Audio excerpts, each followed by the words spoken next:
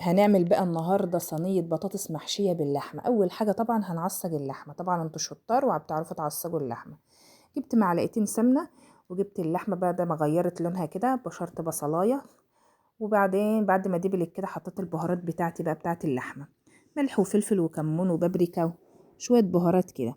بعد كده بقى دورت في البطاطس بتاعي، قعدت ادور على بطاطس صغيره، طلعت دول يعني. بس انتوا لما تيجوا تشتروا بطاطس تنقوا البطاطس الصغيره اللي هي قد بعض، اللي هي الصغيره الشيري دي. ولو ما لقيتيش بقى هاتي البطاطس اللي هي حتى لو كبيره شويه كده، اقطعيها بالنص واعملي لها قاعده كده من تحت عشان تقف في الصينيه، وقوريها. المقوره دي بقى جميله قوي، صح يا حمزه؟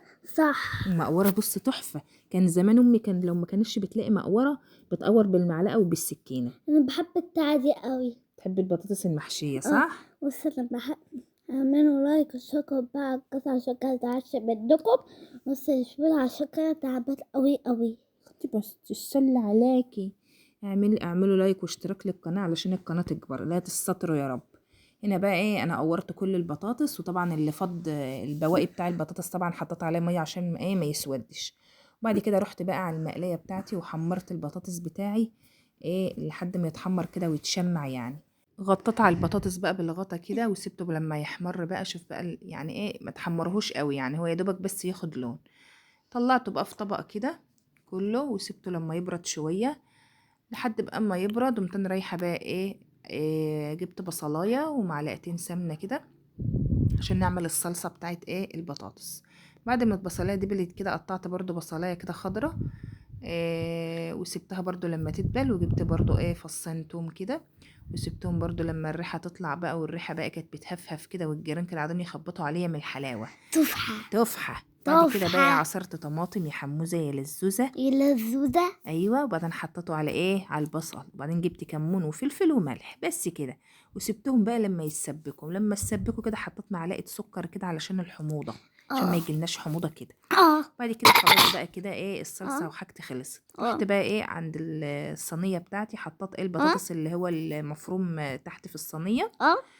وبعدين جبت بقى البطاطس بتاعي الجميله كده بقى وكانت اللحمه بتاعتي اتعصجت وكل حاجه جاهزه. كل حاجات انت تعملها ما انا بحبها. انت اصلا حبيبه قوي يا حموز، انت حبيبي، اي حاجه انت تقولي عليها اعملها لك.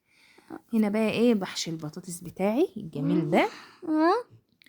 وفضلت بقى احشي واحط في الصينيه. وطبعا القطعه اللي هي القاعده بتاعت البطاطسايه تحط من تحت عشان يبقى شكلها حلو. وفضلت بقى احشي بقى لحد بقى ما خلصت الصينيه كلها. بعد كده جبت الصلصه بتاعتي وحطيتها كده بقى لحد ما ما غرقتها صلصه بح كده. كده احنا كده يعتبر خلصنا. وبعد كده بقى دخلتها الفرن بقى. شوفي الجمال والحلاوه بقى. هي كده خلصت يعتبر. ماشي. دخلتها عندكم بقى الفرن كده في الشوايه اللي في النص. وبعد كده بقى اما اتحمرت قمت انا هرش عليها شويه جبنه موتزاريلا. مفيش عندك موتزاريلا خلاص يعني سيبها كده تتحمر وخلاص. شوف بقى حموزه بقى كده، هو لما طلعت بقى يا لهوي. شوف الجبنه بقى لما بتمط كده حلوه تفحه. انا اصلا بعرف اطبخ صح يا حموزه؟